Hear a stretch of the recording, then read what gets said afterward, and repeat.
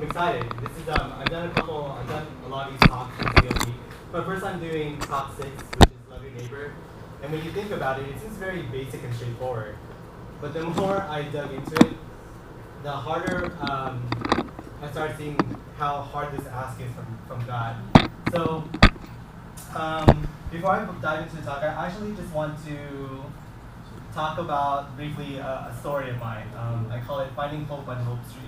So I went to college here at Cal State Northridge, and when I was going to school, I had a communications class, and the assignment that was given was go somewhere that you've never been before and report about it.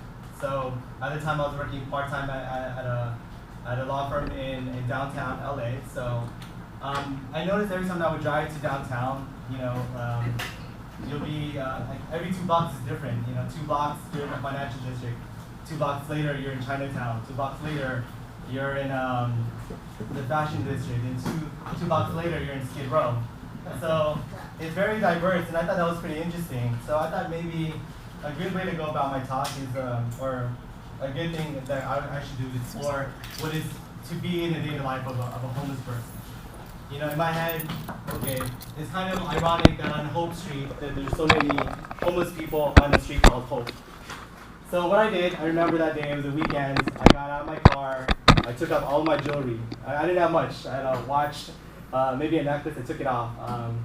I emptied my wallet. I made sure I had exactly $10. I was a college student, so I didn't have that much money anyway. Exactly $10 and $1 bills. And then I made sure I took out all my credit cards or anything that was valuable, I just took it out. Then I made sure that I was wearing very ordinary clothes. So, I didn't want to look flashy. So there I was, this college student, thinking that I'm going to do this social experiment, meet new people.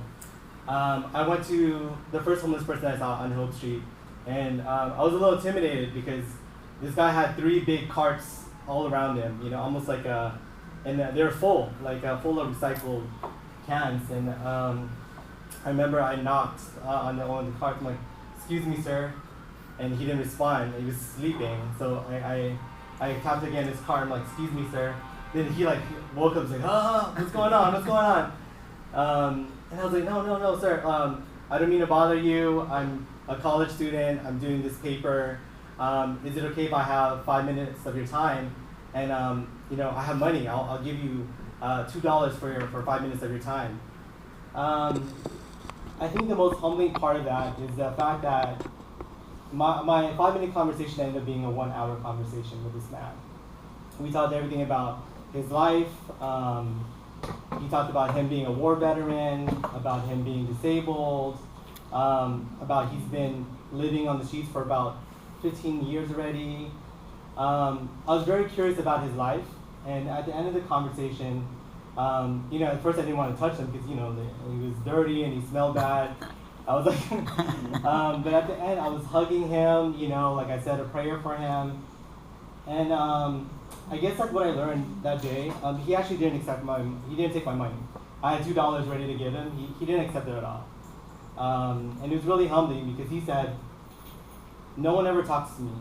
No one looks my way. Everyone walks around me. It's as if I don't exist."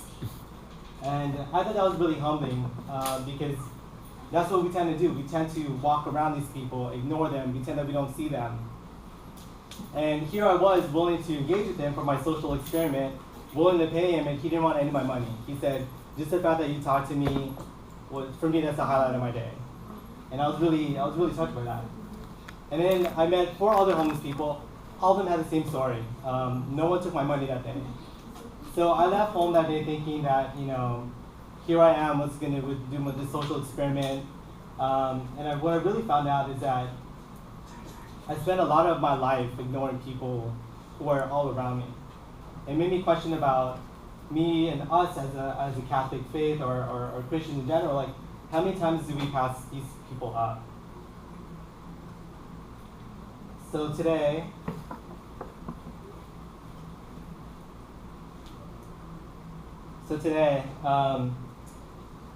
in Mark 12:20-34, there's a story about a Jewish lawyer who would ask Jesus, "What is the greatest commandment?" And I think he answered it like really beautifully. He said, he summed it up by saying that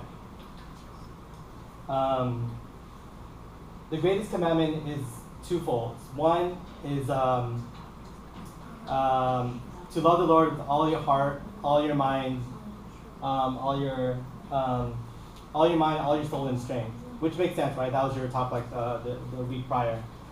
Makes sense that, you know, to love your creator, all that stuff makes sense, right? I think the harder part though is when he says, okay, the first part is love your Lord, but the second part is he flips the script and he says,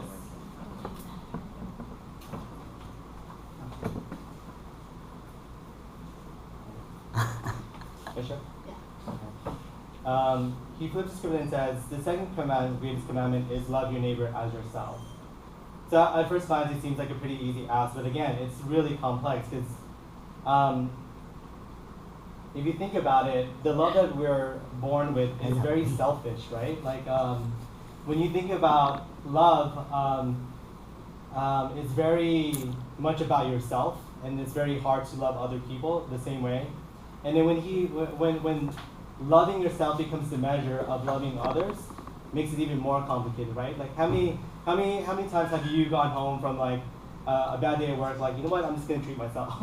Had a bad day, I'm gonna get this iced coffee from Starbucks and treat myself. And then how many times have you had a good day and you know what, had a good day, I'm gonna go treat myself. Like, we're so kind to ourselves, but when it comes to giving to other people, it's not that easy, right? Always hesitant. Another thing that makes it difficult is that when we look at society today, it just seems so crazy. It seems like love is absent altogether, right? Like here in America, like how many school shootings have there been? One is more than enough, and there's been so many, right? Like we're talking about Black Lives Matter, Blue Lives Matter, All Lives Matter.